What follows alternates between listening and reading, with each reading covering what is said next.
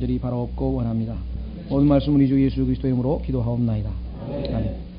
예, 계속해서 요한계시록 5장 6절입니다. 그분께 7뿔과 7눈이 있으니 이 눈들은 온 땅에 보내심을 받은 하나님의 7영이더라. 그래서 7뿔과 7눈인데 그 7눈은 7영이라고 해석이 되어 있습니다. 예, 7눈. 자, 우리가 이 7눈이라고 하는 표현이 구약성경 스가랴서 3장에 한번 등장하는데 그쪽을 한번 확인해 보도록 하겠습니다. 역시 7영이겠죠. 예, 스가랴 3장 8절과 9절입니다.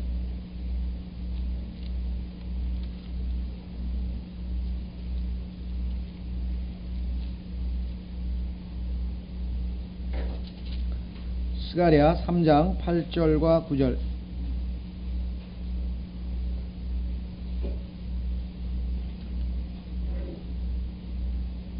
자, 오 대제사장 여호수아야, 너와 내 앞에 앉은 내 동료들은 이제 들을지니 이는 그들이 기히 여김을 받는 자들이기 때문이니라. 보라, 내가 내 종 곧 가지를 내리라. 만군의 주가 말하노라. 내가 여호수아 앞에 놓은 돌을 보라. 한 돌에 7눈이 있느니라. 보라, 내가 거기에 새길 것이며 이 땅의 불법을 하루에 제거하리라. 자, 계속해서 4장 10절에 보시면은 7눈이 뭐냐. 4장 10절. 작은 일들의 나를 멸시한 자가 누구냐. 이는 사람들이 스룹바벨의 손에 다림줄과 그 7눈이 함께, 여기 나와있네요. 7눈이 함께 있음을 보고 기뻐할 것이니 이 7눈은 이리저리 온 땅을 두루 달리는 주의 눈이라 하셨느니라. 자, 그래서 우리가 여기 보시니까 가지이신 예수 그리스도죠. 그 다음에 그분이 돌이고, 또 성경에 보니까 예수 그리스도께서 바로 모퉁이 돌, 으뜸 모퉁이 돌이라고 그랬죠. 영어로는 이제 chief cornerstone이라고 하는데, 왜 어떻게 chief stone이면서 cornerstone이 되느냐? 그것은 피라미드라고 하는 그 건축물의 특수 구조 때문에 그렇습니다. 피라미드라고 하는 그 건축물은요, 꼭지가 5개가 있으니까 맨 꼭대기는 그게 이제 으뜸 최고 chief stone이 되면서 동시에 코너가 되죠. 왜냐하면 코너가 5개다 보니까 맨 끝이죠. 5개, 꼭지점이 5개 있다 보니까, 그래서 이 우주의 구조와 연관지어서 봤을 때 이제 우리가 피라미드 구조라 이렇게 얘기를 하는데요. 뭐 그런 복잡한 얘기는 우리가 창세기 공부할 때나 또 다른 때 하고, 여기서는 지금 돌과 관련된 말씀만 드리려고 합니다. 자, 그러니까 여기에 보시면은 예수님께서는 어린 양이신데, 자, 그분은 뿔을 가지고 계시고, 그 다음에 그분은 눈을 가지고 계시는데 그 눈은 7영이라. 자, 여기에서 우리의 구속주이신 예수 그리스도의 3가지의 특성을 우리가 살펴보게 됩니다. 첫 번째, 어린 양이라고 하는 것은 그분은 희생당하신 분이다. 그렇죠? 우리의 죄를 제거하시기 위해서 자신을 희생제물로 내어주신 분이니까 그분이 어린 양이죠. 그런데 그분은 단순한 어린 양이 아니고 뿔을 가지고 계십니다. 뿔이라고 하는 것은 모든 적을, 모든 원수를 제압하는 권력 또는 힘, 아까 말씀드린 것처럼 권위라고 했습니다. 자, 그래서 예수 그리스도는 그렇게 모든 원수들을, 적을 제압할 수 있는 그러한 권위를 가지고 계신 분이고, 자, 뿐만 아니라 그분에게는 7눈이 있어서 이 눈들은 온 땅에 보내심을 받은 하나님의 7영이라 그러고 있습니다. 모든 것을 완벽하게 수행하실 수 있는 전지하고 전능하신 분이라는 것이죠. 예, 그래서 우리는 이 예수 그리스도의 어린 양이신데 뿔과 눈을 가지신 그 예수 그리스도를 통해서 주님의 3가지 특성, 그래서 다시 말하면 희생적인 그러한 측면과 그 다음에 능력에 있어서의 측면과 그 다음에 완전한 지성, 전지하신, 그래서 3가지 특성을 한번 확인을 해 볼 수가 있습니다. 자, 따라서 이와 같이 완벽한 모든 것을 갖추신 분이 어린 양이시기 때문에 그 어린 양 이외에는 그 누구도 과연 책을 펼 수 있는 자격이 있겠는가, 그분밖에 없다는 것을 우리가 확인을 합니다. 자, 한 가지 짚고 넘어갈 것은 이 7영이라고 하는 말이 계시록 4장 5절에 한번 등장합니다. 한번 확인해 보겠습니다. 계시록 4장 5절에 보시면 왕좌 앞에 7등불이 타오르고 있는데 이것들은 하나님의 7영이라 했습니다. 7등불이 7영이라 그랬죠. 자, 그런데 사실 등불은 등잔에 담겨져 있죠. 등잔. 그렇죠? 자, 그런데 그 7등잔은 1장에서 교회라고 그랬습니다. 한번 확인해 보겠습니다. 1장 20절. 1장 20절에 보면은 맨 끝에 일곱 금 등잔대는 일곱 교회니라. 일곱 금 등잔대는 일곱 교회니라. 자, 그렇다면 계시록 1장 20절에서 등잔대에는 일곱 교회니까 등불이 타고 있다는 얘기는 교회와 연관이 있다는 것을 우리가 짐작을 하게 되고, 자, 그래서 교회와 연결될 때에는 일곱 영을 일곱 등불이라고 했는데, 여기서는 하나님의 일곱 영이 교회와 관련된 게 아니죠. 지금 세상을 심판하시기 직전 아니에요. 그래서 뿔과 권위를 나타내는, 권력을 나타내는, 힘을 나타내는 뿔과 눈과 연결지어서, 즉 전지하시기 때문에 모든 것을 감지하실 수 있는 그러한 특성을 지닌 분으로 묘사가 되어 있다. 우리가 그것도 참조로 확인을 해보시면 되겠습니다. 자, 그래서 이 어린 양은 온 세상의 죄를 제거한다 그랬기 때문에 우리는 요한복음을 통해서 온 세상의 죄를 제거하기 위해서 온 세상을 위한 희생제물이시다. 이사야서 53장에 보면은 우리가 잘 아는 예수 그리스도 어린 양은 이스라엘과 연관지어서 나옵니다.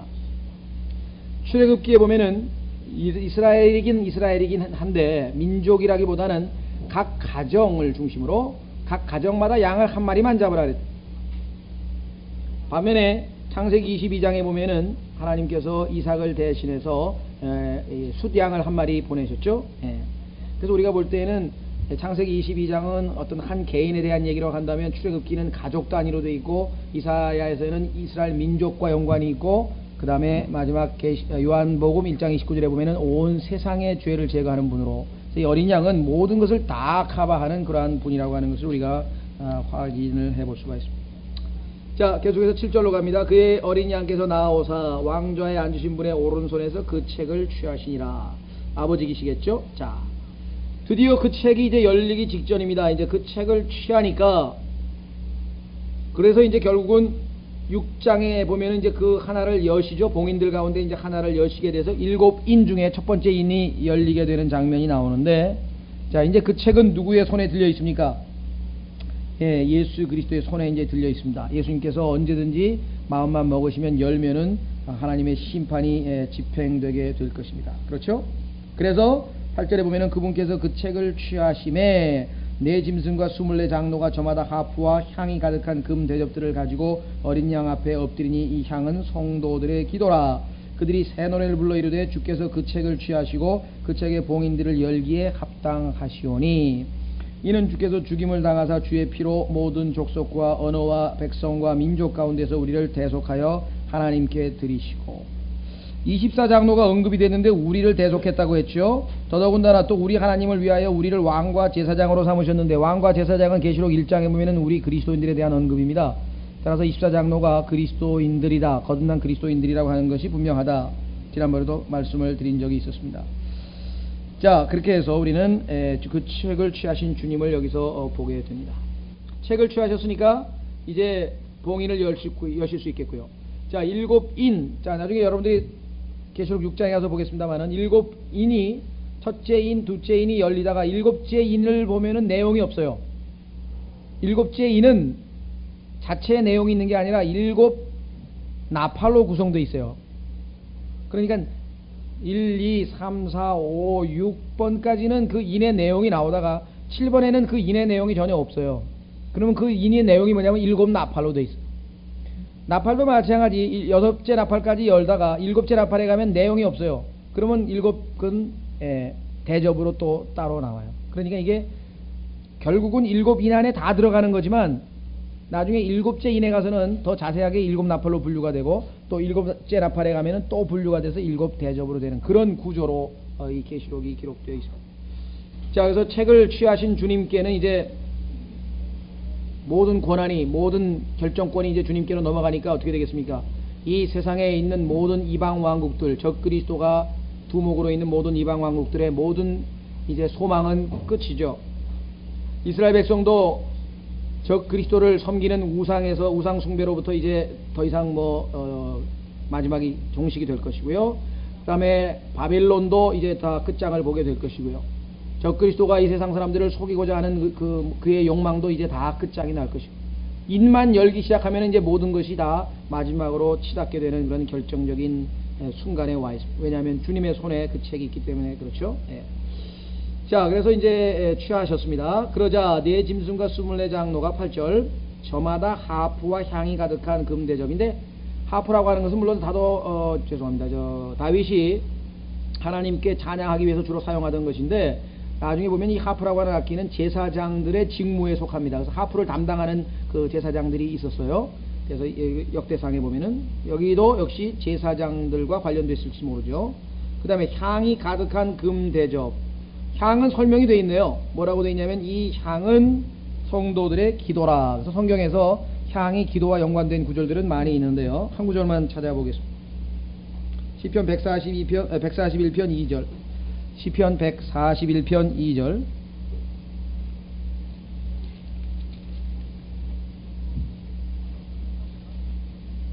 시편 141편 2절. 나의 기도가 주 앞에 향을 올려드림 같이 되며 나의 손을 들어 올림이 저녁 희생물을 올려드림 같이 되게 하소서.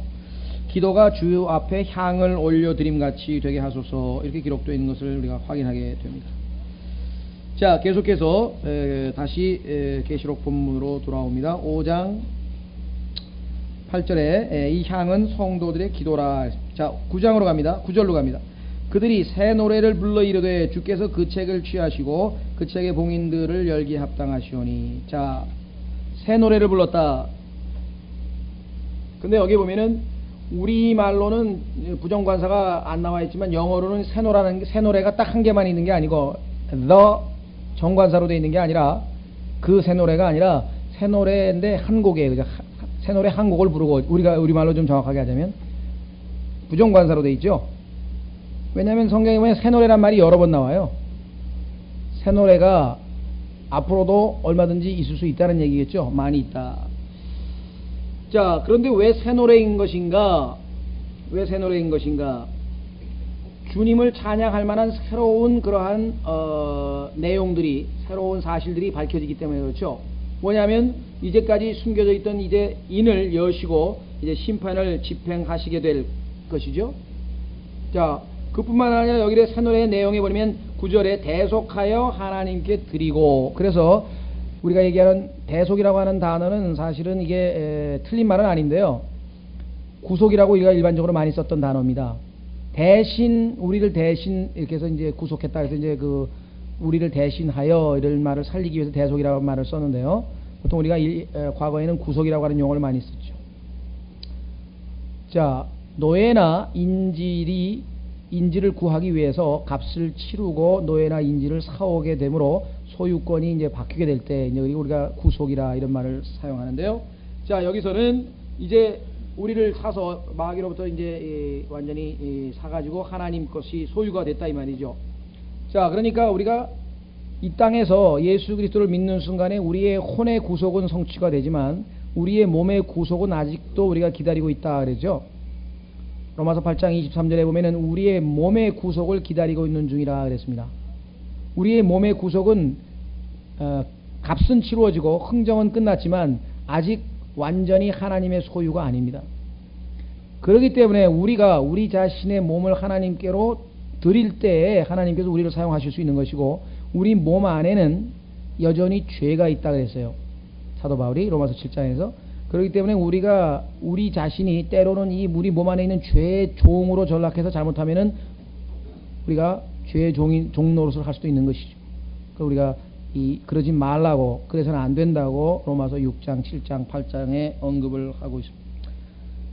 자, 그래서요, 우리는 이 구속이 완성된 사실, 그로 인해서 지금 하나님께 새로운 찬송을 드리는 겁니다.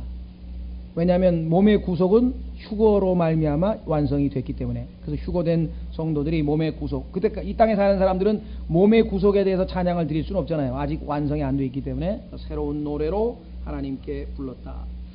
자, 그런데 이 새 노래라고 하는 표현이 7인을 떼는 이 상황에 언급이 됐다고 하는 것은 상당히 의미심장하다. 왜냐하면 성경에 나와 있는 이 새 노래를 불렀던 상황들을 한번 우리가 지금부터 찾아볼 텐데요. 새 노래를 불렀던 상황들이 계시록 6장에서 20장 사이에 있게 될 내용과 일치한다는 거예요. 아, 그래서 이 7인을 떼는 이 상황에 새 노래를 불렀다라고 하는 것을 확인하게 됩니다. 자, 그러면 한번 확인해 보겠습니다. 시편 33편 거기에 보면은 새 노래라고 하는 언급이 나와 있습니다.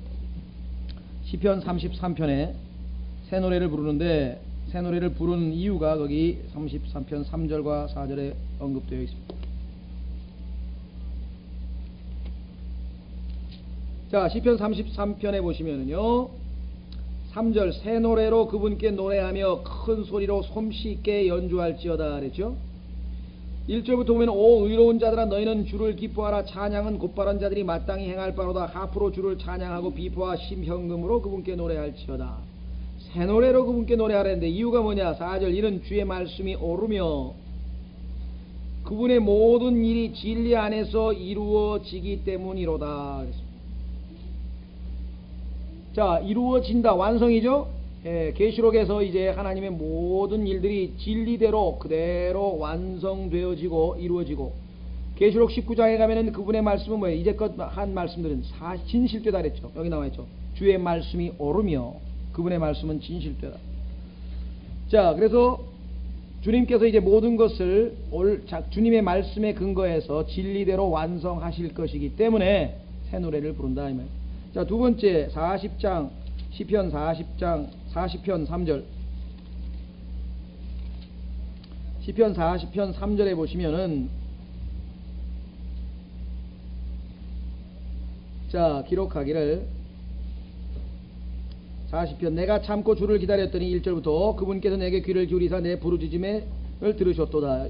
환란 때 유대인들의 내용이죠. 교리는 물론 개인적으로는 다윗이 위기에 처했을 때고요. 또 그분께서 뭐라 그랬습니까? 무서운 구덩이와 진흙 수렁에서 나를 끌어올리시며 이스라엘 백성들을 영원한 멸망으로부터 구원해 주시는 모습이죠.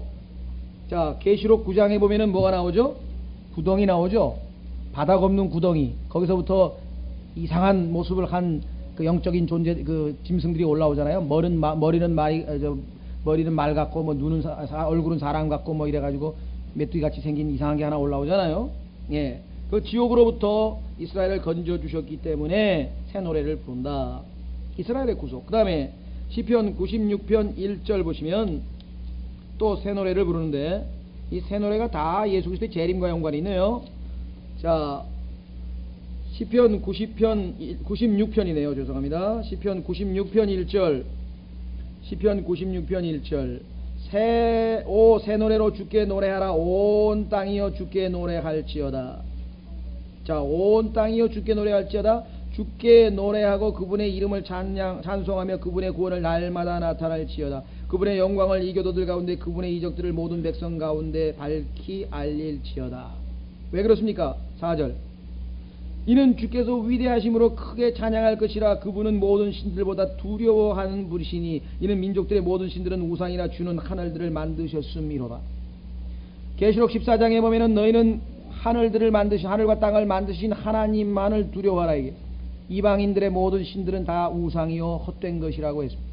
그것이 입증되는 때가 언젠가? 예수 그리스도께서 재림하시는 때, 환란 때 심판하실 때 예수님의 그 하나님이 어떠한 분이신 것이 입증이 되겠죠. 98편으로 가겠습니다. 시편 98편에 역시 새 노래가, 시편 98편의 1절 새 노래로 주께 노래하라. 이는 그분께서 놀라운 일들을 행하사 자신의 오른손과 거룩한 팔로 자신을 위해 승리하셨음이로다. 주께서 자신의 구원을 알게 하시며 자신의 의를 이교도들의 눈앞에서 공개적으로 보이셨다. 적그리스도를 비롯한 모든 이방인들을 완전히 심판하셨습니다. 이제 심판하실 겁니다. 계시록에서 인을 열면 3절 그분께서 이스라엘의 집에게 베푸신 바 자신의 긍휼과 진리를 기억하셨으므로 땅의 모든 끝이 우리 하나님의 구원을 보았도다. 결국은 주님께서 이 땅에 오셔서 천년왕국을 세우시고 영광을 받으시는 모습인데 이때 새 노래가 울려 퍼진다. 계속해서 시편 144편 9절 역시 새 노래가 나옵니다. 시편 144편 9절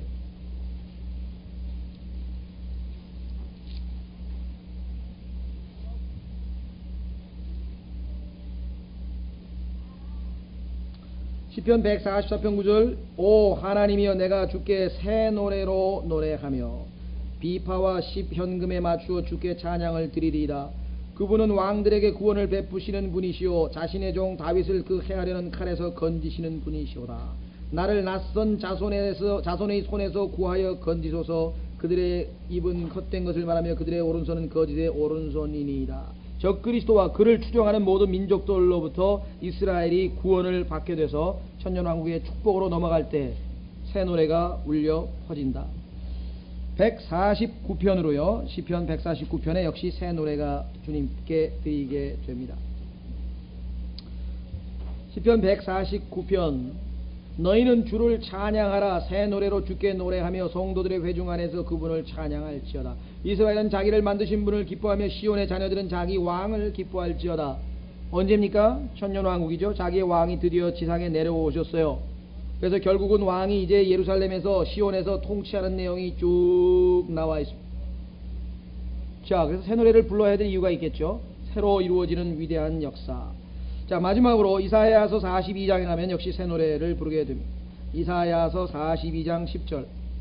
이사야서 42장 10절.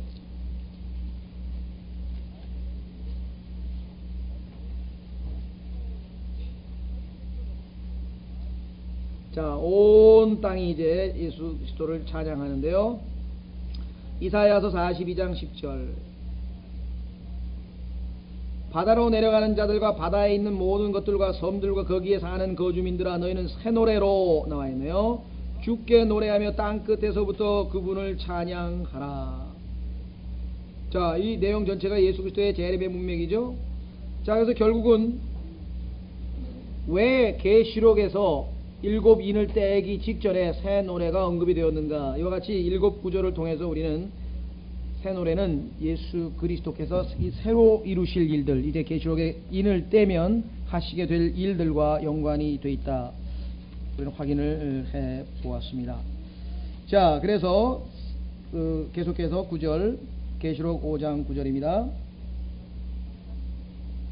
그들이 새 노래를 불러 이르되 주께서 그 책을 취하시고 그 책의 봉인들을 열기에 합당하시오니. 그렇죠. 아까 우리 봤지만 유일하게 합당하신 분은 한 분뿐이다. 이는 주께서 죽임을 당하사, 이건 너무나 우리가 잘 아는 사실이고요. 복음에 이 내용이 반드시 들어가야 되는데 이 죽음이 아시다시피 우리 때문에 우리의 죄로 인하여 이렇게 되어 있죠. 고린도전서 15장에 보면은 이 죽음이 우리의 죄로 인하여, 이것이 복음이라고 그랬죠. 자, 주의 피로 모든 족속과 언어와 백성과 민족 가운데서 우리를 대속하여 하나님께 드리시고. 자, 지난번에 우리 4라고 하는 숫자 짐승, 네 짐승을 살펴보면서 하나님께서 이 세상의 인간을 지칭할 때에 네 가지를 사용하셨는데, 네 가지 용어를, 그 네 가지 용어가 여기 나와 있네요. 족속과 언어와 백성과 민족이라. 그 얘기가 그 얘기 같죠. 우리는 백성이나 민족이나 우리말에는 개념이 이렇게 클리어하게 잘 들어오질 않는데, 자, 영어로 보자면 이게 족속이라고 하면은 kindred라고 하는데요. kind란 말은 kind란 말이거든요. 같은 종류. 그래서 우리가 보통 족속이라고 번역했는데 인종적 구분이 됩니다. 인종적 구분. 대한민국은 우리 같은 인종이죠. 몽골족이라고도 하고, 우리도 우랄 알타이어 아니야. 우리를 몽골족이라 그러나요? 또 남방족, 또 그다음에 아리안족, 무슨 이 슬라브족 해가지고 이 인종 구분으로 세상 사람들을 구분하죠. 그게 바로 여기 나와 있는 족속이라고 하는 의미입니다. 두 번째는 언어라 그랬어요. 언어. 그래서 우리나라는 우랄 알타이어 계통의 어쩌고저쩌고 이렇게 얘기하죠. 그 다음에 또 어디에요? 영어라든가 그쪽은 또 무슨 언어라 그러죠? 아리안이 아니고. 그건 뭐라 그러는데 언어도 잊어버렸네 제가. 하여간 이 언어로 또 구분을 해요. 우리나라는 이제 우랄 알타이어 계통, 그 다음에 이쪽은 무슨 계통 이렇게 해가지고 예를 들면 프랑스라든가 이탈리아라든가 또 스페인, 포르투갈 이런 나라들은 로망스 언어라 라틴어를 모국어로 하는 사람들이다. 그 다음에 앵글로색슨이라고 하면 또 이제 게르만 독일어를 중심으로 하는 언어. 그래서 언어별로도 또 인간을 구분할 수 있다. 그래서 여기에 좀 언어란 말이 나왔습니다. 세 번째는 백성으로도 나누는데, 백성이라고 하는 건 정치적인 구분입니다. 그러니까 아시아 지금 우리가 지금 살고 있는 우리가 국가 개념도 되지만요. 하여간 정치적으로 구분할 때 이제 한국 우리나라 백성이라고 그러죠. 자, 그 다음에 그러면 여기 나와 있는 민족은 뭐냐? 민족은 조금 개념이 틀립니다. 예를 들면은 쿠르드족이라고 있죠. 쿠르드라고 하는 그 족은 이란에도 좀 살고 터키에도 좀 살고 민족적으로는 같은 민족인데 정치적으로는 국적은 이란 국적이 되고 뭐 그다음에 뭐 아르메니아 국적이 되고 국적이 다 틀리잖아요. 그렇죠. 우리나라도 보면은 조선 민족인데 중국 백성이 있잖아요. 국적은 중국이고 민족은 우리나라고 이렇게 해서 그 개념이 좀 달라질 수 있겠죠. 하여간 이 네 가지로 하나님께서 이 세상에 있는 모든 인간을 했는데 이들로부터 가운데에서 우리를 대속하여 하나님께 드리시고 그래서 우리도 이 네 가지로 구분이 되어지겠죠. 자, 이 구절을 통해서 봤을 때 하나님께서는 아마 복음을 전 세계의 구석구석에 아마 다 증거하셨을 것이다. 오늘날 뭐 어떤 분들은 아직 복음을 못 들은 데가 있지 않을까 생각하는데 의외로 초창기에 그렇죠. 복음 교회 시대의 초창기에 거의 전 세계로 복음이 알려진 것이 아니냐 이렇게 추측이 됩니다. 예를 들면 우리나라의 가야 시대에도 기독교가 들어온 흔적들이 있다고 하는 증거들이 지금 속속들이 발견되잖아요. 왜냐하면 중국에 전해졌던 경교가 뭐 이렇게 들어왔다고 뭐 그런 얘기들을 지금 하죠. 그러니까 의외로 성경에도 그와 같은 증거가 있어요. 왜냐하면 골로새서 1장에 보면은 그때 거의 모든 곳에 복음이 증거된 것으로 기록되어 있습니다. 의외로 한번 확인해 보겠습니다. 골로새서 1장 23절. 가야 시대에도 기독교가 이미 들어와 있다 이런 얘기들을 지금 우리가 듣고 뭐 중국도 마찬가지입니다. 중국도 옛날부터 아주 일찌감치 들어갔는데요. 골로새서 1장 23절.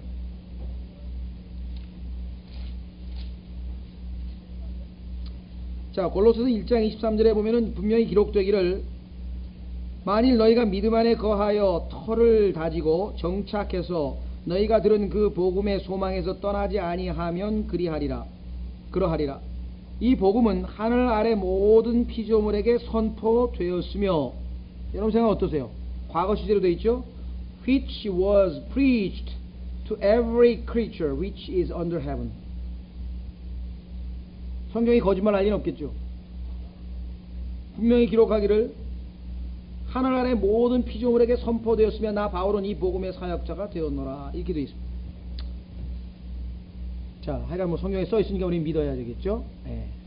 그래서 어쩌면 이미 초대교회 시대에 복음은 전 모든 피조물들에게 선포되었을 가능성이 있다는 것을 우리가 확인을 하게 됩니다.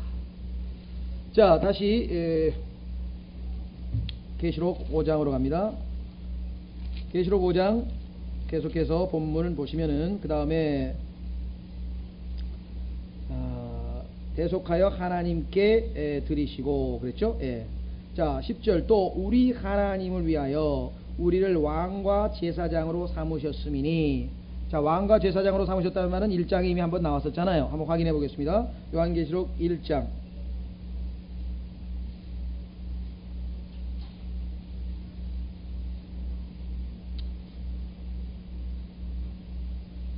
6절 5절부터 보겠습니다. 또 신실한 증인이시요 죽은 자들 가운데 중에서 처음 나신 분이시며 땅의 왕들의 통치자이신 예수 그리스도로부터 은혜와 평강이 너에게 있을지어다.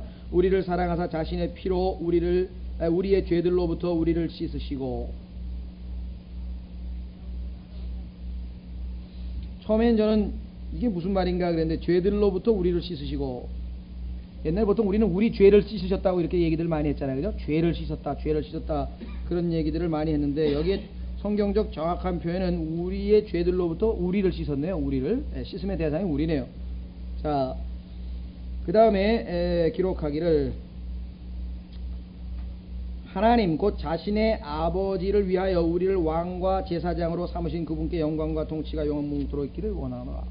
자, 그래서 우리는 다시 계시록 5장에 우리를 왕과 제사장으로 삼으셨다. 우리가 어디서 통치합니까? 땅에서 통치하리로다. 하늘이 아닙니다. 조심하세요. 땅에서 통치하는데 땅에서 통치하게 될 자들의 조건은 거기 나와 있는 것처럼 주님의 보혈로 구속을 받은 것입니다. 거기 나와 있죠? 9절의 조건이 나와 있습니다. 자, 계속해서 우리는 11절로 갑니다. 내가 또 보고 들으며 왕좌와 짐승들과 장로들을 둘러싼 많은 천사들의 음성이 있으니. 자, 여기 11절에 보면은 보고 듣는다라고 하는 말이 나왔죠. 계시록에 보면은 본다는 말도 굉장히 많이 나옵니다. 39번이나 나오고요. 듣는다는 말도 28번이나 나와요. 보고 듣는다, 보고 듣는다. 이게 굉장히 많이 나옵니다. 확인하는 건데요. 자, 내가 보고 들으며, 자, 그 다음에 왕자와 짐승들과 장로들을 둘러싼 많은 천사들의 음성이 있으니 그들의 수가 만만이요 천천이라. 자, 9절에 보니까 아까 그 24장로들은 지금 노래를 부르죠. 그런데 이 천사들은 보면은 노래를 부른 것이 없어요. 그렇죠. 천사들의 음성만 있다 그랬죠. 그들의 수가 만만이요 천천이라. 노래라고 하는 것은 아까도 말씀드렸지만요, 구속과 연관이 있잖아요. 계시록 지금 9장에 새 노래를 부른 것이 우리를 대속했기 때문에, 즉 새로운 일, 우리의 몸의 구속이 완성됐지만 하여간 구속과 관련돼서 지금 새 노래를 불렀는데 천사들은 구속의 대상이 아니죠. 왜냐하면 구속은 피를 가진 자들에 한해서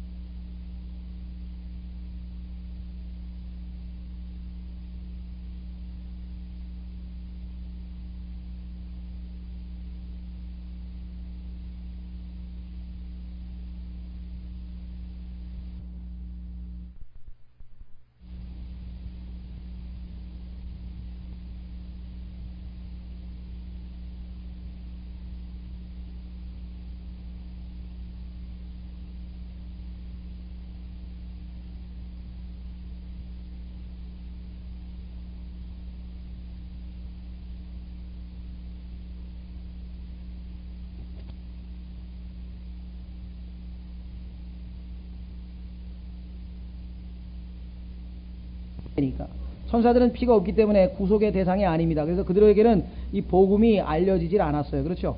그래서 베드로전서 1장에 보면은 그들도 궁금해서 천사들도 알기를 궁금해하는 복음이라고 얘기가 나와요. 한번 확인해 보겠습니다. 베드로전서 1장에 보면은 왜 천사들이 여기서는 찬양 노래를 안 부르는가? 구원의 기쁨을 노래할 상황이 아니죠. 천사들은. 자, 베드로전서 1장에 보면은요, 12절에 보시면은 구약의 선지자들에 대한 얘기입니다. 12절. 그들이 자기를 위하여 이것들을 수행한 것이 아니요 우리를 위하여 수행한 것임이 그들에게 계시되었으니. 구약의 많은 예언들이 알고 보니까 예언자들 자기 자신들을 위한 게 아니라 한참 후에 있을 우리들에 대한 얘기였다. 자, 그래서 이것들은 곧 복음을 선포한 자들이 하늘로부터 보내심을 받은 성령님과 더불어 이제 너희에게 전하는 것이요. 성령님께서 사람들과 함께 역사하셔서 우리에게 복음이 전파됐죠. 그런데 천사들도 살펴보기를 갈망하는 것이니라. 왜냐하면 천사들은 하나님께서 이루신 그 놀라운 엄청난 사역에 대해서는 하나님을 찬양할 수 있어요. 그 능력, 위대하신 능력이라든가 하나님의 놀라우신 자비라든가. 그러나 천사들은 나를 구속하여 주셨으니 감사합니다라고 하는 그런 찬양은 드릴 수가 없다는 거죠. 그렇겠죠. 구속을 받은 자만이 구속에 대한 기쁨을 찬양할 수가 있다는 것입니다. 그렇죠? 예. 그래서 우리는 천사에는 여기는 음성만 들리지 새 노래를 부른 내용이 없다는 것을 우리가 대조해서 확인해 볼 수가 있습니다. 그래서 뭐 어떤 분은 그런 얘기를 해서 저도 수긍이 갑니다. 예. 정말 그 사람이 구원받은 구속받은 하나님의 백성이라면은 그 사람의 입에서는 찬송이 넘칠 것이다 이 말이에요. 예, 어떤 분은 교회 와서 이 찬송 부르는데 그렇게 기쁘게 막 열심히 부르지 않는 사람들 보면 좀 구원이 의심간다 그러더라고요. 마음에 구속을 받고 구원을 받았는데 어떻게 노래가 안 나오냐 이거지. 그 말도 일리가 좀 있는 것 같긴 해요. 뭐 그날따라 나는 우울한 일이 있어서 찬송을 안 불렀다 뭐 그런 사람도 있겠지만 가끔은 그래도 대부분은 뜨겁게 막 찬송이 터져 나와야 될 거 아니에요. 그렇잖아요. 예? 막 뭡니까 이 주의 보혈로 씻음을 받은 적이 있느냐 하면서 씻겼느냐 그런데 그런 찬송도 막 뜨겁게 못 부른다면 그게 좀 뭐가 좀 이상한 거 아니냐. 제가 보기에도 좀 그런 예수 그리스도의 보혈의 가치를 잘 모르면 보혈에 대한 찬송 부를 때 힘이 날 리가 없지 않겠느냐. 그런 면에서 봤을 때 그 말이 수긍이 가는 건 좀 그렇게 생각이 돼도 저도 됩니다. 하여간 여기 보면은 구속의 대상이 됐다는 것, 우리 바로 인간들이었습니다. 피를 가진 인간들이었습니다. 자, 그들의 수가 만만이요 천천이라. 숫자가 정확하게 나와 있질 않군요. 그렇죠? 만만 천천이라고만 되어 있죠. 구체적인 숫자는 안 나왔다. 자, 그래서 12절입니다. 그들이 큰 음성으로 이르되, 천사입니다. 죽임을 당하신 어린 양께서 권능과 부와 지혜와 힘과 존귀와 영광과 찬송, 총 7개네요. 그렇죠? 권능, 부, 지혜, 힘, 존귀, 영광, 찬송을 받기에 합당하시도다 하더라. 이렇게 되어 있습니다. 자, 그러니까 이 땅에서의 예수 그리스도의 굴욕적인 모습과는 너무나 대조적이다. 한번 우리가 이 시간에 한번 좀 확인을 해보면 좋겠네요.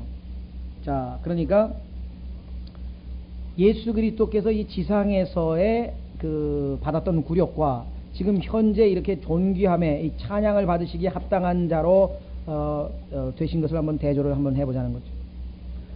여러분들 뭐 찾지는 않겠습니다. 필요하신 분들은 성경 구절을 적어놨다가 이렇게 대조해 보시면 좋겠고요. 자, 요한복음 19장 7절에 보면은 유대인들이 뭐라고 얘기하냐면, 우리에게 법이 하나 있는데 그 법에 따르면, 우리 법에 따르면 이 자는 마땅히 죽어야 한다. 왜? 자기를 하나님의 아들이라고 했으니까. 자, 여기는 지금 뭐라고 얘기했어요? 뭘 받기에 합당하다 그랬어요? 찬송, 존귀, 영광 모든 이것을 받기에 합당하신 분인데, 지상에서는 예수님이 어떻게 취급을 당했느냐? 죽음을 당하기에 합당한 자라고 여겨졌다는 거예요. 크게 대조적이죠? 지상에서의 평가는 예수님은 넌 마땅히 죽어야 될 자다. 왜? 네가 하나님의 아들이라고 했으니까. 이렇게 평가를 받아요. 자, 두 번째 보시면은 예수 그리스도에 대해서 마태복음 12장에 예수님께서 마귀들을 쫓아냈을 때 유대인들이 너는 마귀들의 왕의 힘을 빌려서 권능을 행사하는도다. 이렇게 얘기했거든요. 그러니까 너는 네 힘이 아니고 남의 도움을 받는다. 이런 아주 평가를 받았는데, 여기서는 지금 권능을 받으시기에 합당하다. 이게 능력, 우리가 파워라 돼, 파워. 자, 세 번째로 아시다시피 우리는 예수 그리스도께서 십자가의 죽으심으로 말미암아 골로새서에 보면은 십자가의 어리석음을 전파한다 이렇게 되어 있어요. 십자가는 세상 사람들이 보면 어리석다 그랬죠. 하나님의 어리석음, 그게 십자가라 그랬잖아요. 그런데 지금은 그분은 어리석음이 아니라 지혜를 받기 합당하다 그랬죠. 지혜. 자, 네 번째로 성경에 보면 예수 그리스도께서 우리 때문에 가난하게 되셨다 그랬어요. 여러분들 혹시 성경 그거 기억나세요? 옛날에는 예수님이 부자였는데 여러분과 저 때문에 가난하게 됐다고 성경에 썼어요. 한번 확인해 보겠습니다. 고린도후서 8장 9절. 고린도후서 8장 9절.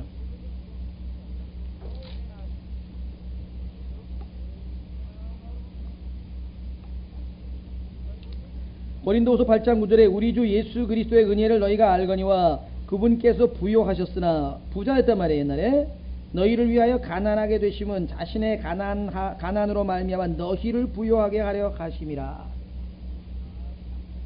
자, 그런데 지금은 뭐예요? 계시록에 보니까 예수님께서는 가난이 아니고 부를 받으시기에 합당하다고 분명하게 되어 있죠. 자, 그 다음에 고린도후서 13장 4절에 보면은 십자가를 뭐라고 표현했냐면 약하심, 예수님이 약하심을 통하여 십자가를 지셨다 이렇게 되어 있어요. 예수님께서 그때 강하셨으면 십자가를 왜 지셨겠느냐 이거죠. 그래서 약하심을 통하여 십자가를 지셨거늘. 그런데 지금은 약하심이 아니고 뭐라 했습니까? 힘을 받기 합당하다니. strength라 그러죠. strength. 약하셨던 분이 이제 strength. 자, 그 다음에 여기에 존귀라고 하는 honor, 존귀라고 하는 말이 나왔는데, 예수님께서는 요한복음 8장에서 너희가 하나님을 존귀히 여기거늘 나는 모독하는도다 라고 하는 말을 썼는데, 그 모독이라고 하는 단어가 영어로 보면은 아주 쉽게 이해가 됩니다. 여기는 honor예요. honor, H-O-N-O-R, honor, 존귀. 그런데 dishonor, this가 붙어 있어요. 그걸 모독이라고 번역해요. 예수님 아주 모욕을 줬다 이게. 존귀히 여기는 게 아니라 무시하고, 심지어는 혹시 너 야 아무리 봐도 너 사생아 아니냐, 사생아라고까지 성경에 보면은 얘기했단 말이에요. 그러니까 이들은 마리아가 얼마나 수모를 당했는가 좀 생각해 보세요. 그렇죠? 유대인들은 다 마리아가 어디 가서 딴 데 가서 나갖고 온 아들이라고 그렇게 생각했죠. 그러니까 너 사생아인데 말이야 이렇게까지 얘기를. 자, 그 다음에 예수 그리스도께서 영광을 받으시는데요, 성경에 보면은 요한복음 8장 50절에 나는 내 영광을 구하지 아니한다. 내 영광을 구하시고 심판하시는 이가 있으니 그분은 곧 내 아버지시라. 이렇게 됩니다. 예수님은 자기 자신의 영광을 구하지 않는다는데요. 지금 영광을 받고 계시는 장면이 나오죠. 자, 뿐만 아니라 갈라디아서 3장 13절에는 예수님께서는 우리 때문에 저주가 되셨다. 우리 때문에 저주가 되셨는데 여기는 뭡니까? 찬송이라고 번역을 했는데요. 제가 보기에는 이 blessing이라고 하는데요. 보통 옛날 성경에는 이거 송축 받으실지어다 이렇게 번역을 했는데 송축. 이게 복이란 말이에요. 복을 받으실 만한 분이다 이 말이에요. 저주가 아니라 이게 복이에요. 복. blessing. 그렇죠?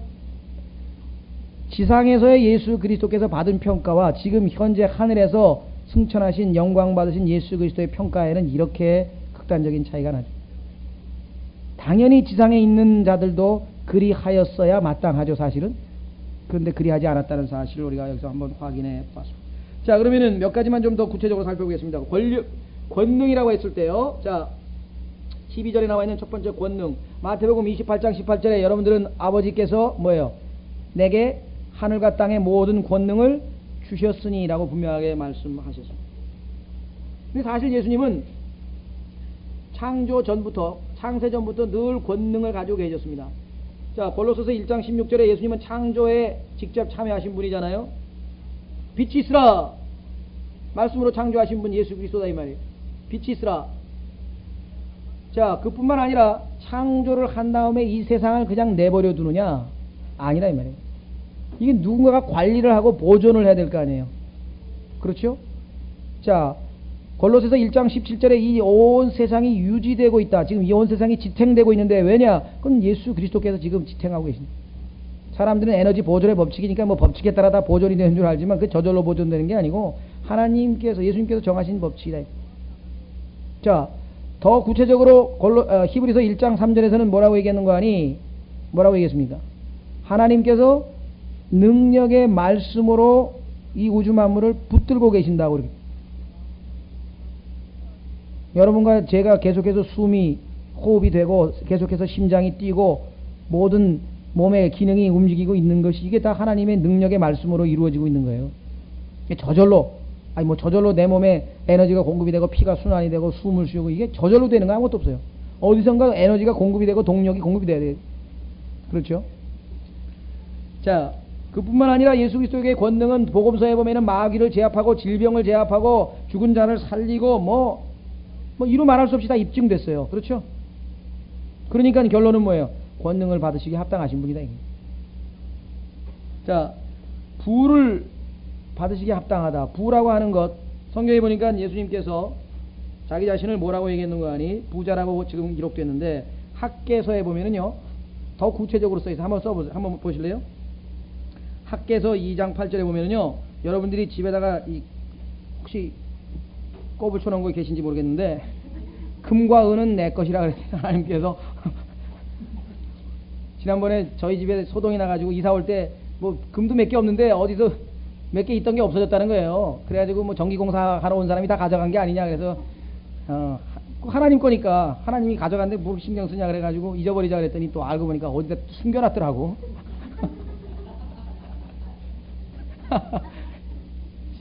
하나님께서 아직은 가져갈 때가 아닌가 보네. 가져갈 때가 되면 가져가시겠죠. 하여간 학개서 보십시오. 스바냐하고 스가랴 중간에 있습니다. 스바냐하고 스가랴 중간에 학개서 2장 8절에 보시면은 기록하기를 아닌데 학개가 어디지? 하박국을 찾았네. 죄송합니다. 학개 2장 8절. 예, 만군의 주가 말하노라. 은도 내 것이요 금도 내 것이라 만군의 주가 말하노라. 그죠?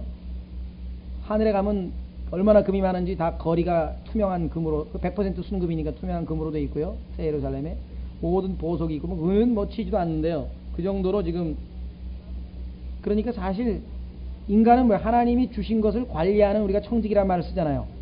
관리자죠, 관리자. 그러니까 욥은 얼마나 신앙이 좋아요. 하나님이 다 뺏어갔잖아요. 하나님이 싹 뺏어가니까 뭐라고 고백했습니까? 그때 가서 주신 분도 하나님이시고 가져가신 분도 하나님이신데 뭐 내가 무슨 불평할 게 있니? 그렇지 않습니까? 직장에서 월급 적게 받으면요, 주신 분이 하나님이 적게 주시면 적게 받으면 되죠. 그러니까 예수 그리스도께서 모든 걸 소유하셨던 부유하신 분이신데, 자, 이 땅에 있는 그리스도인들에게 아까 말씀드렸죠? 먹을 것과 입을 것은 주시겠다 그랬다. 만약에 그 이외의 것을 우리에게 주신다고 한다면은 그것은 우리로 하여금 하나님께 감사하도록 한번 확인해 보겠습니다. 디모데전서 6장 17절. 우리는 금욕주의자가 아닙니다. 어떤 분은 또 그럴지 모르겠어요. 하나님께서 주신 게 먹을 거하고 입을 건데, 그러면 먹을 거하고 입을 거 빼고 다 팔아다가 다른 사람 줘야 되지 않느냐? 근데 성경에 그런 말은 또 없어요. 어떤 분은 그 마태복음 19장에 선한 청년하고 예수님 얘기할 때 다 팔아다가 가난한 사람 주라 그러지 않았느냐? 그 예수님께서 시험하시려고 그랬죠. 율법을 다 지켰다고 막 떵떵대고 난 다 지켰다고 어렸을 때부터. 그러니까 마지막에 남아있는 10번째 탐심하지 말라. 그건 안 지켰지 않냐 이게요. 지켰다고 네가 그렇게 자신만만하면 입증해보라. 다 팔아가지고 주고 한번 와보라. 갚버렸죠. 자, 디모데 전서 6장 17절. 내가 이 세상에서 부유한 자들에게 명하여 마음을 높이지 말고 확실치 않은 재물. 이게 확실치 않은 거잖아요. 예. 자, 확실치 않은 재물을 신뢰하지도 말며 오직 살아계신 하나님 곧 우리에게 모든 것을 풍성히 주사 누리게 하시는 분을 신뢰하게 하며. 여러분들에게 모든 것을 주셨다면요, 자, 가족을 주셨습니다. 뭐 보이는 것뿐만 아니라 가족도 주셨죠. 집도 주셨죠. 그죠? 여러분 집에 화분이 있어 화분도 주셨고요. 지금 하나님께서 여러분들과 하여금 향유하면서 즐기라고 누리게 하려고 주신 것들이 얼마나 많니? 밖에 나가도 아름다운 나무도 있고요, 풀도 있고 꽃도 있고, 조금 있으면 코스모스도 피고 잔디밭도 있고, 하나님 주신 게 다 우리로 하여금 향유토록 하려 함이라고 분명하게 말씀을 했습니다. 자, 그래서 우리는 부에 대해서 한번 좀 살펴봤고, 그 다음에 힘에 대해서 한 구절만 보겠습니다. 예수 그리스도의 하나님의 힘은 어떤 분이신가? 강력하신 분입니다. 시편 24편 8절. 시편 24편 8절. 시편 24편 8절에 영광의 왕이 누구시냐? 강하고 능하신 주시니 전투에 능하신 주시로다. 우리 주님은 strong and mighty라 그랬는데요, 예수님 다음으로 strong and mighty가 누구냐면은 마귀거든요. 그래서 마태복음 12장에 보면은 마귀보다 더 strong하고 더 mighty한 분이 가가지고 딱 묶어가지고 뺏어왔다 이게. 그러니까 여러분과 제가 마귀의 손에서 풀려나가지고 지금 하나님의 아들의 빛나는 이 광명의 빛의 왕국으로 옮겨왔잖아요. 어둠의 사탄의 세력으로부터. 사탄의 세력이 더 세면 예수님이 어떻게 가서 뺏겠어요? 그렇죠? 그러니까 우리가 복음 전할 때도 마찬가지예요. 내 머리로 설득하고 어떻게 하든지만 해보려고 하면 안 되고요. 성령의 권능으로 십자가의 능력으로 가서 뺏어와야 되는 거거든요. 이게 마귀로부터. 권능이 필요한 거죠. 권능이 필요한. 그래서 사도행전 1장 8절에 권능을 주님께서 주시리니 증인이 되라. 이렇게 지금 약속의 말씀을 주셨습니다. 계시록 20장에 보면 진짜 이제 쇠사슬로 아예 마귀를 묶어버릴 정도로 강력하신 분이시다. 이렇게. 자, 그 다음에 존귀에 관해서는요, 예수님께서는 존귀로 관을 쓰시고 존귀로 옷을 입으셨다는 표현들이 성경 곳곳에 나오는데요, 찾지는 않겠습니다. 우리가 지난주에 설교했던 로마서 13장 7절에 보면은 존귀를 받을 만한 자들에게 존귀를 주라 그랬잖아요. 이 세상에서 존귀를 받을 만한 자가 성경에 보니까 아까 뭐라 그랬어요? 누가 존귀를 받을 만합니까? 왕도 그렇고요, 경찰관도 그렇고 세무공무원도 그렇고 다 존귀 받을 자들. 그 왕을 존경하라고까지 베드로전서에도 나와있다. 그러나 이 세상에서 그야말로 존귀를 받으실 만한 분이라면은 예수 그리스도만큼 더 존귀를 받으실 만한 분은 아마 없을 것이다. 자, 그 다음에 우리는 13절로 가겠습니다. 이거 다 찾으면 성경 너무 길게 되고요. 그래서 우리가 중요한 것만 좀 찾아봤습니다. 자, 마지막으로 5장 13절 14절이군요. 13, 14절. 또 내가 들으니 하늘과 땅 위와 땅 아래에 있는 모든 피조물과 바다에 있는 것들과 그것들 안에 있는 모든 것들이 이르되 왕좌에 앉으신 분과 어린 양에게 찬송과 존귀와 영광과 권능이 영원 무궁토록 있으리로다 하니. 자, 하늘에 있는 것, 보이지 않는 영적 존재, 땅 위에 있는 것, 땅 아래에 있는 모든 피조물. 자, 땅 아래 지난번에 피조물 보셨죠? 9장에 보면은 올라오죠? 피조물도 있어요.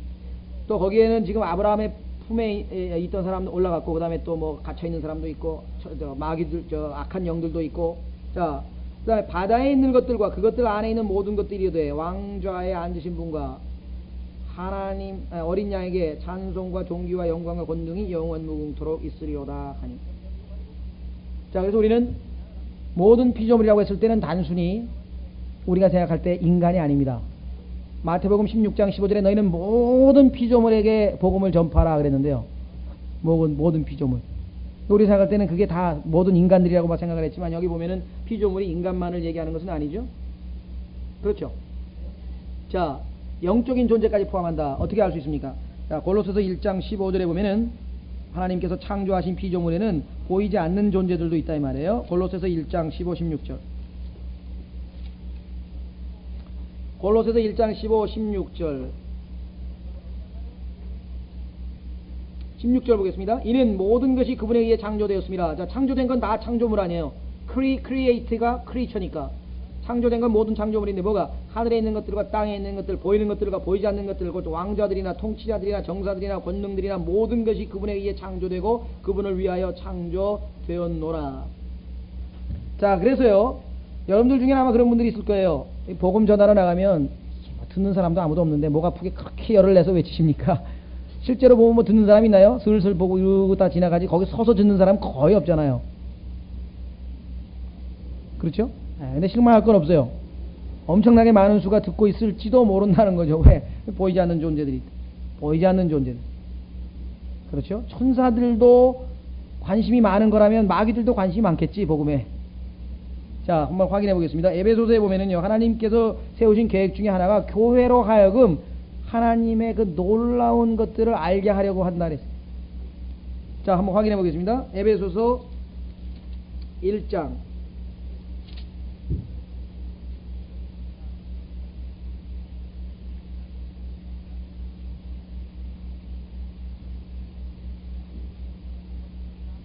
예, 에베소서 1장에 어딘가요?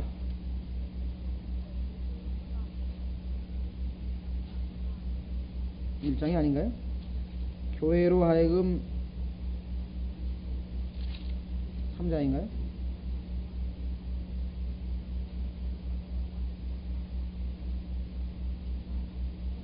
아, 10절. 3장 10절이네요. 자,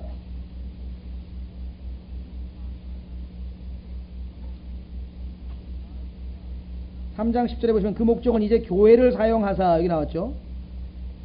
교회를 사용하사 하늘의 초소들에 있는 정사들과 권능들에게 하나님의 각가지 지혜를 알게 하려 하심이니. 안 보이는 영적 존재들이 여러분과 저를 통해서 하나님의 지혜를 알게 된다는 거예요. 왜? 우리가 하나님의 말씀을 공부하고 우리가 하나님의 말씀을 전파하는 자들이잖아요. 이게 엄청난 일이죠. 여러분들이 이와 같은 의식을 별로 안 가잖아요, 우리가. 그렇죠? 평소 때. 그 복음 전하다가 듣지도 않는데 목이 아파라 터지도록 얘기했는데, 그래도 성경에 보니까 에스겔서에서 듣든지 말든지 너는 전파하라. 왜? 그래야 나중에 이 땅에 선지자가 있었음을 그들이 알게 하리라. 나중에 가서 변명은 못하겠지. 네가 안 들었지 언제 내가 안 전파했냐, 하나님께서 그러실 거다. 근데 그때 그 전파했을 때 사용된 자가 바로 우리가 될 수도 있다 이 말이죠. 물론 목적은 예수 그리스도를 증거해서 그들로 하여금 구원의 복음에 이르도록 하는 게, 구원에 이르도록 하는 게 우리의 목적이지만, 듣는 사람이 없다고 할지라도 우리에게는 모든 피조물들에게 전파하라고 하신 말씀 중에는 보이지 않는 자들에게도 해당이 된다는 얘기입니다. 자, 그래서요, 계시록 5장 13절.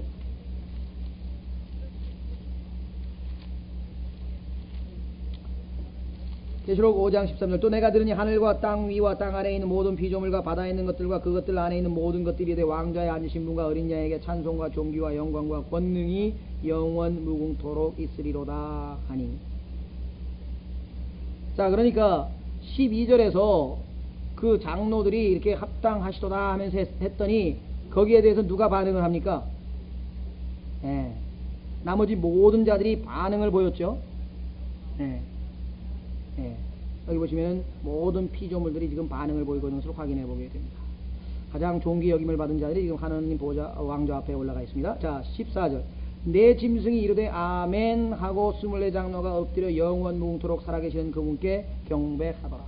그리고 이제 드디어 이제 인을 떼는 장면이 나와. 다음 주가 아니군요. 다음 주에 추석이죠. 다다음 주에 추석에 오지 마십시오. 또 와서.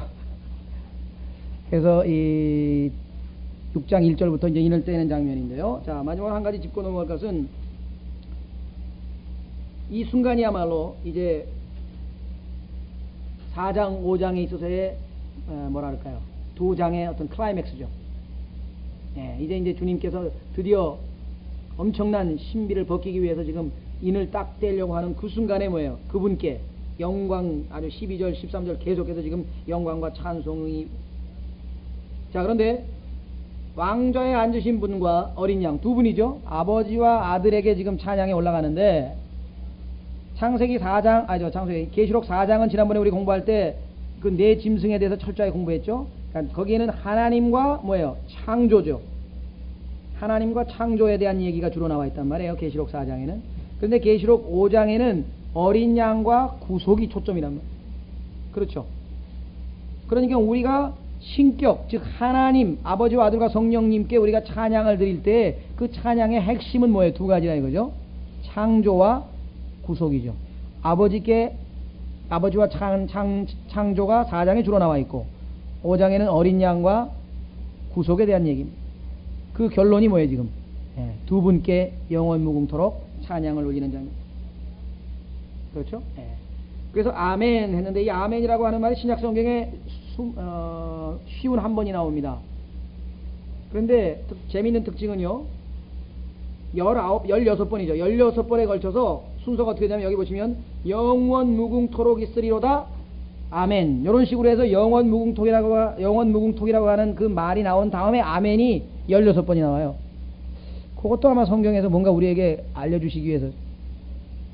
그 다음에 두 번째는 8번에 걸쳐서는 너희 모두라고 하는 말이 나온 다음에 그 다음에 아멘, 이런 식으로 나오는 경우가 종종 있어요. 그래서 여기서도 지금 예외 없이 영원 무궁토록이라고 하는 표현 다음에 바로 아멘이 나왔다는 사실을 우리가. 자, 그래서 결론입니다. 내 짐승 이르되 아멘하고 24장로가 엎드려 영원 무궁토록 살아계시는 그분께 경배하더라. 우리 이제 다음 주부터, 그러니까 실제적으로 이 환란의 첫 번째 공부는 6장서부터죠. 4장과 5장은 환란이 시작되기 전 하나님 보좌 하늘에 그 펼쳐지는 그 준비 과정이죠. 그 상황을 우리가 공부를 했습니다. 여기까지